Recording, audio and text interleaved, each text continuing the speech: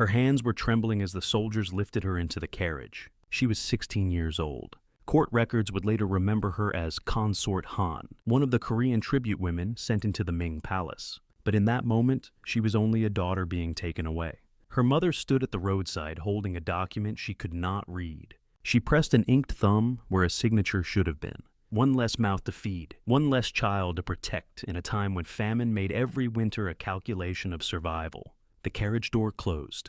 The sound was final. Han traveled for weeks sealed inside that wooden box. Packed with 15 other Korean girls, they were forbidden to speak, forbidden to look outside. Even their breathing felt monitored. The guards rode alongside, listening for movement. One girl tried to escape during a stop. She ran barefoot into the dust before she was caught. They crushed her hand as an example. Infection followed. She died days later. Her body was left beside the road, unburied. The rest learned the lesson quickly. Resistance was not an option. Silence was the price of staying alive. When the gates of the Forbidden City closed behind Han, she understood that serving the Son of Heaven had nothing to do with honor. She would live 16 years inside those walls. She would watch an entire harem disappear in a single night. She would beg to see her mother one last time, and she would die wrapped in white silk. Her story did not begin with romance or destiny. It began with a system designed to harvest young women like crops. When people imagine Chinese imperial concubines, they picture elegance, women in embroidered silks composing poetry in shaded courtyards, a life of luxury beside the most powerful man in Asia. That image is propaganda. It was cultivated carefully by the court and repeated for centuries because it disguised something far darker. The imperial concubine system existed for over 2,000 years. During that time, tens of thousands of women disappeared behind red walls and were never seen again. They were not wives. They were not family. Under imperial law, concubines were not fully human. They were classified as possessions, legally equated with precious objects, listed in inventories the same way porcelain vases were. Every 3 years, imperial officials traveled through the provinces for what they called the Shunu selection. The name sounds ceremonial. It was not, it was a forced harvest. During the Ming Dynasty, no family was exempt. All unmarried girls of eligible age had to be presented. Hiding a daughter was considered treason. The punishment could extend to the entire family. Inspectors arrived with eunuchs and palace physicians. They examined every inch of the girls' bodies for scars, birthmarks, signs of illness. Any imperfection meant rejection. Those who passed were taken immediately. Families received minimal compensation, barely enough to last a season. Refusing the money was interpreted as rejecting the emperor himself. The system did not rely on soldiers to kidnap girls. Poverty did that work efficiently. In years of famine, some parents pushed their daughters forward, knowing that palace food, however uncertain, might be better than starvation at home. What happened to the families left behind was almost always the same: silence. Letters were forbidden. Visits were impossible. A daughter who entered the palace was legally dead to her village. Some families held funerals for girls who were still alive because they understood the truth. The child they raised was gone forever. Han arrived in China as part of a different mechanism of exploitation. Korea sent women to the Ming Empire as diplomatic tribute.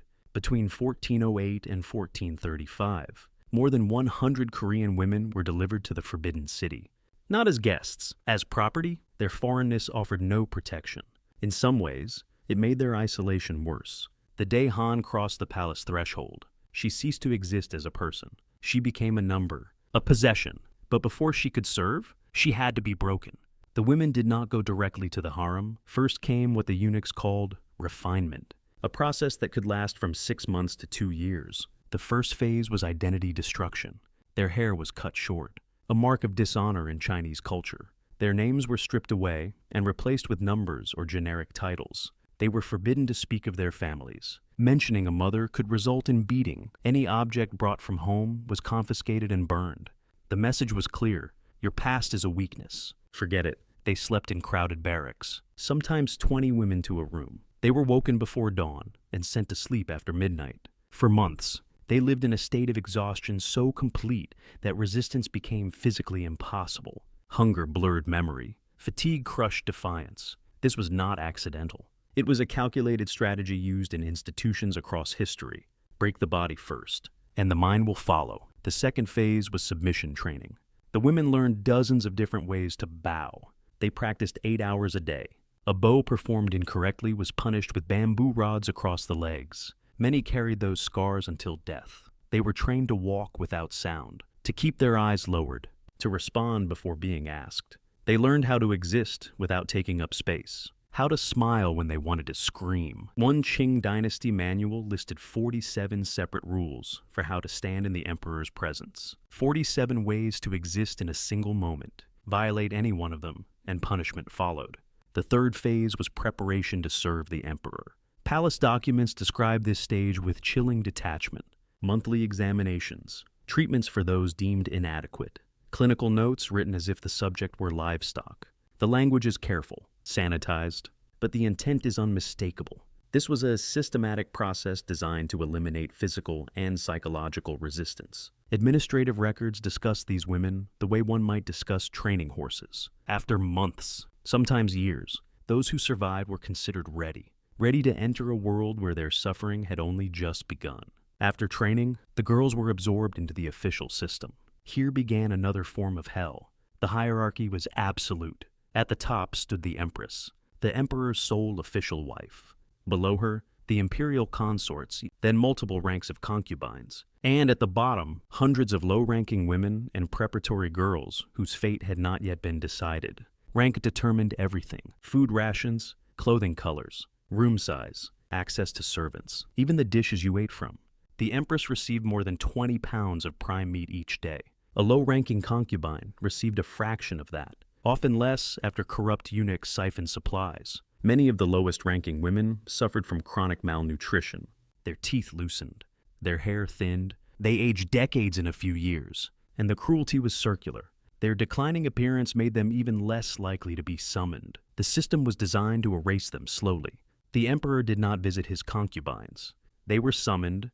Each night, a eunuch presented wooden tablets bearing names and portraits of eligible women. The emperor pointed to one. That gesture determined whether a woman mattered for another day or returned to invisibility. Most were never chosen, not once. Hundreds of women could spend their entire lives waiting for a call that never came, aging in silence, watching younger girls arrive, knowing that the single purpose for which they had been taken would never be fulfilled.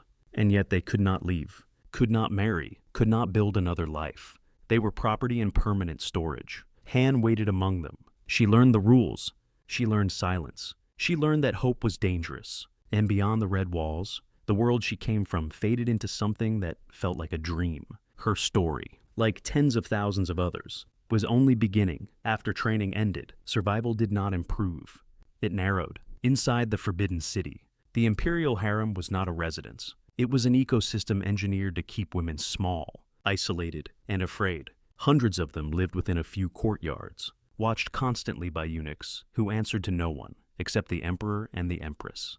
There was no privacy, no safety in numbers. Every word, every glance, every alliance carried risk. The hierarchy ruled everything. The empress sat at the top, untouchable, her authority absolute. Below her were imperial consorts and ranked concubines, each tier marked by color, fabric, architecture, and access. At the bottom were the common concubines and preparatory women, girls who existed in limbo, neither chosen nor released. Rank determined how much food you received, whether you had heating in winter, how many servants you could command, and how often a physician might see you when you were ill. It even dictated how loudly you were allowed to speak. For low-ranking concubines, hunger was constant. Rations were meager to begin with, and corruption made them worse. Eunuchs routinely stole supplies before they reached the kitchens. Teeth loosened, hair fell out in clumps, skin dulled. Their bodies betrayed them, and that betrayal sealed their fate. A woman who looked weak or aged was less likely to be summoned, less likely to rise, more likely to disappear into obscurity. It was a downward spiral designed into the system. The emperor's attention was rationed more strictly than food. He did not visit the women. They were summoned. Each night, a eunuch laid out wooden tablets carved with names and portraits of those deemed available. The emperor selected one by pointing. That was the entire ceremony. No conversation, no consent, just a finger and a name. When a woman was chosen, the ritual that followed stripped away any illusion of intimacy. She was taken to the bathing palace where female eunuchs washed her under supervision. They did not dress her afterward. Instead, they wrapped her naked body in a silk blanket, leaving only her face exposed. A clothed woman could hide a weapon. That possibility alone justified humiliation. 2 eunuchs carried her like a package to the imperial chambers. At the foot of the bed, they unrolled the silk, the concubine, completely exposed, had to crawl forward without lifting her eyes. Almost no one knows what happened next, because almost no one wants to know. A chief eunuch remained in the room behind a screen throughout the encounter. His role was to keep time. After exactly 30 minutes, he announced loudly, "Time to preserve the golden essence of the Son of Heaven." The emperor was required to stop immediately. If he did not, the eunuch would enter and remove the concubine himself. Afterward, an imperial physician examined the woman and recorded every detail. These records existed for one reason only. If she became pregnant, there had to be absolute proof that the child belonged to the emperor.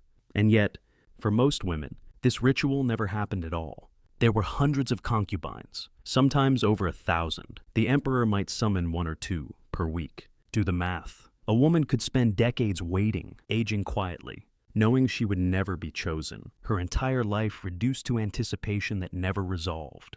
She could not leave. She could not marry. She could not bear children with anyone else. She existed in permanent suspension, her body and youth slowly expiring for a purpose that would never be fulfilled. Under these conditions, the women turned on one another. The imperial harem was not just a prison, it was an arena. Hundreds of women competing for the attention of a single man, fully aware that one pregnancy could elevate or destroy them. The result was a hidden war that lasted centuries. Concubines poisoned one another's food.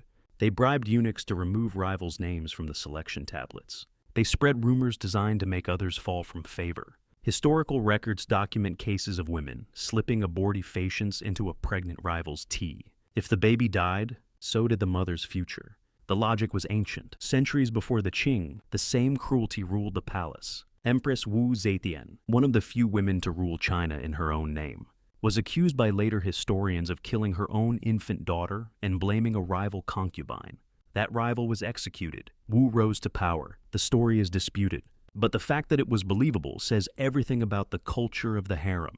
Violence was expected. Mercy was suspicious. Psychological warfare was constant. Senior concubines tormented juniors. Favorites were isolated. Alliances formed and shattered based on where the emperor's eyes lingered during a meal. One Qing Dynasty account describes a woman who spent 3 years pretending to befriend a rival, only to testify against her when the empress launched an investigation into disloyalty. The rival was demoted to servant status. Her children were taken away. This was not cruelty for its own sake. It was survival. In a system where women had no power except through the emperor's favor, destroying your competition was the only strategy that worked. The tragedy was that the system turned victims into perpetrators.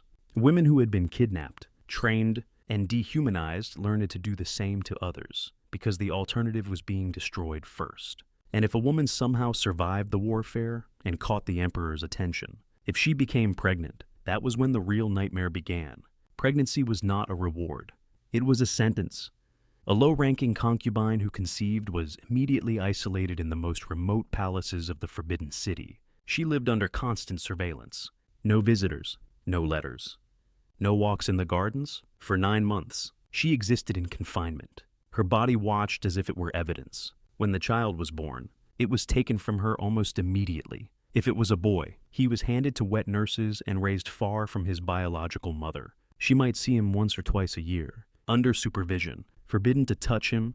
If it was a girl, many times she simply disappeared. Imperial records did not bother to document the fate of daughters born to low-ranking concubines. Some women tried to escape this fate by secretly consuming abortive herbs. Palace documents describe these cases with disapproval, but the desperation is unmistakable. They preferred risking death over bringing a daughter into the same machinery that had destroyed them. And if a son died, the mother was often blamed. Even when children succumbed to common illnesses, the mother could be accused of negligence or worse. One Qing Dynasty concubine lost 3 children to smallpox. She was accused of harboring poison karma.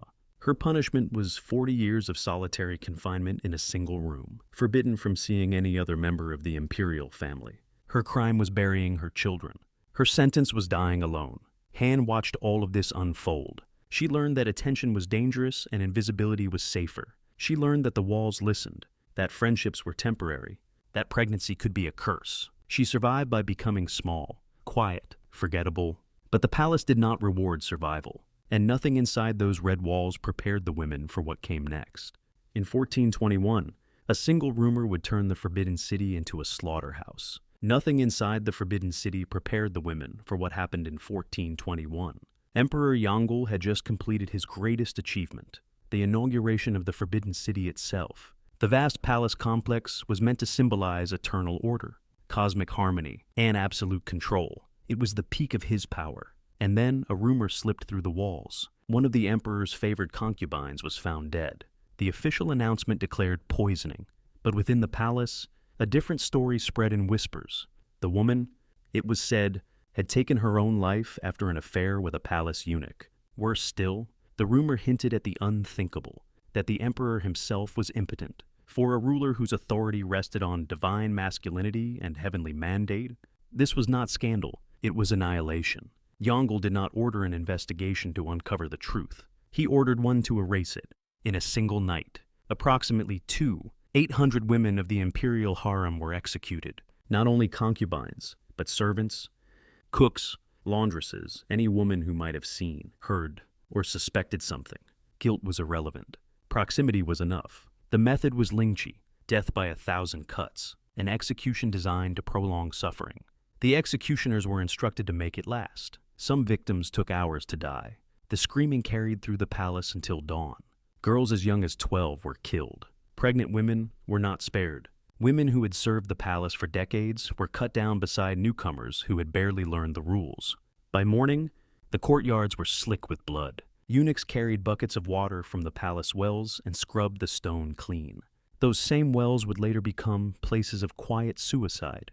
There is no official Ming record of this massacre. The court erased it completely, but one woman survived by chance. Her name was Lady Kui. She was a concubine who happened to be outside the palace that night, visiting a sick relative. She returned to find the harem emptied, friends gone, rooms silent. Years later, she dictated her testimony to a Korean envoy, describing screams that lasted until dawn, corridors filled with bodies, eunuchs dragging corpses through spaces where women had once whispered together. She named names. She remembered faces. Her account survived only because it was preserved in Korean diplomatic archives, beyond the reach of Ming censors. Lady Kui did not escape for long. When Emperor Yongle died 3 years later, she was selected for a different fate. Han survived the massacre. She was among the few spared that night. But survival inside the palace was never safety. It was delay. When Yongle died in 1424, the court prepared for a ritual known as shunzang, accompanying sacrifice. The logic was simple and horrifying.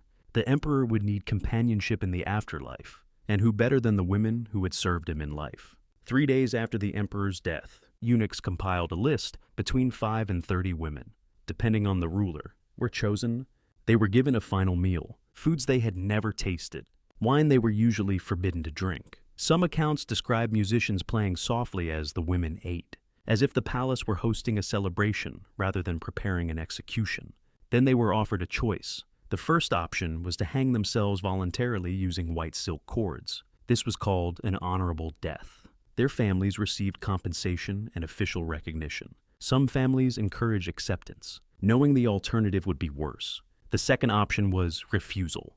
In that case, eunuchs intervened. The women were hanged by force or drugged with opium until they lost consciousness. Their bodies, some still breathing, were arranged in seated positions in chambers surrounding the imperial tomb, posed as if waiting, attending, serving even in death. In 1958, archaeologists opened the tomb of Emperor Jingtai. Inside, they found the remains of 16 women seated in stone chambers. Analysis revealed cervical trauma consistent with hanging. 3 skeletons showed signs of struggle, fractured bones, scratch marks on stone walls. They had been buried alive. They tried to get out. Shunzang was abolished in 1464, not out of compassion, but because the families of the victims began causing political instability. Han died 40 years too early. She begged to return to Korea to care for her aging mother. The new emperor rejected her petition. She was hanged with white silk and buried beside the man who had destroyed her life. For those who came after abolition, freedom did not follow. It was replaced with something quieter and longer. Concubines who survived their emperors were sent to the palace of perpetual solitude. Remote quarters of the Forbidden City governed by rigid rules. Never leave, never remarry, never contact the outside world. Perform manual labor. Pray for the dead emperor 3 times a day.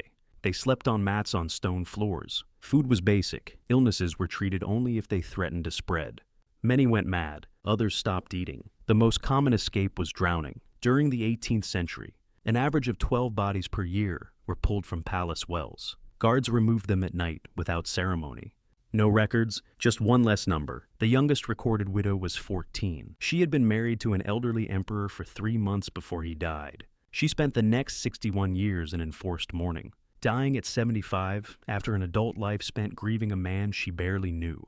The concubine system officially ended in the 20th century. The last imperial concubine died in 1946, alone, impoverished, addicted to opium, buried in an unmarked grave. Today, millions of tourists walk through the Forbidden City each year. They admire the golden roofs. They take photographs beside imperial thrones. Guides speak of architecture and power. They do not point out the Palace of Perpetual Solitude. They do not mention the wells. They do not explain why some courtyards feel strangely empty. Han was 16 when she was sealed inside that carriage. She was 32 when they hanged her with white silk. In those 16 years, she never saw her mother again, never heard her real name spoken with affection. She was sold as tribute, trained as an object, used as a vessel, and buried as an accessory. She was one of more than 100,000. Most of their names were never recorded. Most of their stories were never told. They exist now as ghosts in palaces tourists photograph without knowing why the stones feel cold.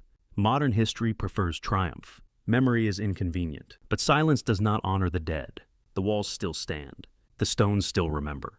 And now, so do you